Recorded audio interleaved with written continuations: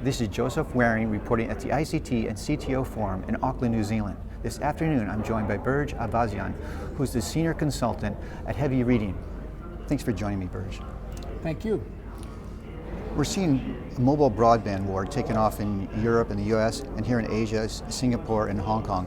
Why the rush towards LTE for operators? Well, let's start with the US side for a moment. We were already in a war before 4G came along, but Sprint really started it when they introduced 4G a couple of years ago, and were able to build a head start before anybody else got LTE spectrum. And in fact, before you knew it, they had almost 10 million 4G subscribers using WiMAX on the Clearwire network.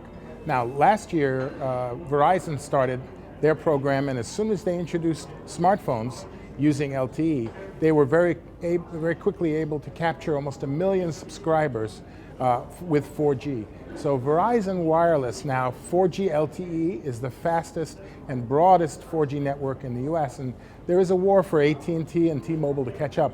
They're trying to merge, of course, and that's pending regulatory approval. Now in Europe, it's a completely different matter.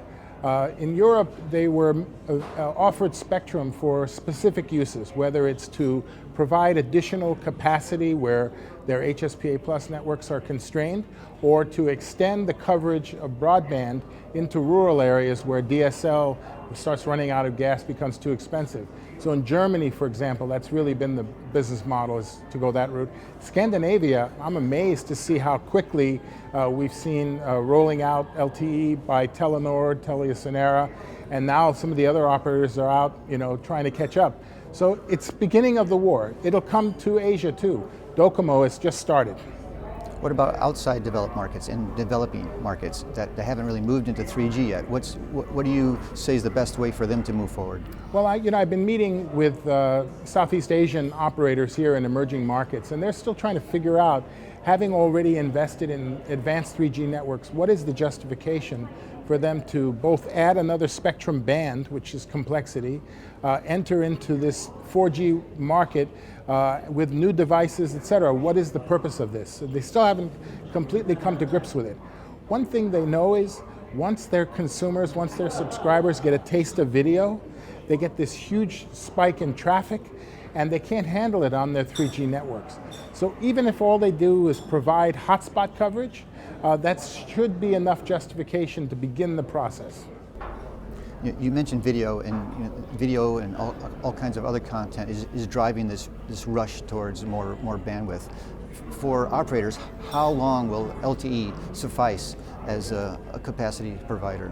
Well, there have been two different strategies for allocating spectrum to LTE.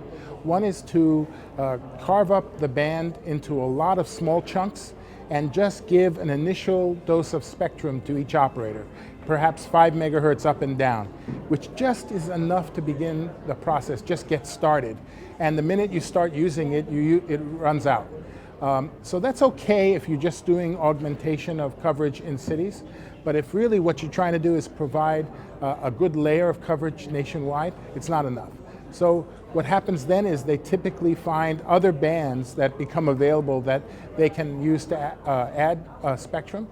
Now, in fact, our view is that a better approach would be to put spectrum in reserve for each operator so that you already know when they use this 10 megahertz, there's another 10, there's another 10, and it quickly allows them to add capacity without having to go through another auction, without having to go through a competitive process to gain that spectrum.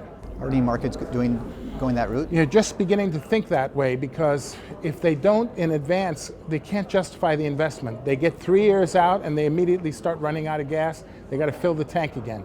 It doesn't make sense for even a government to go that route.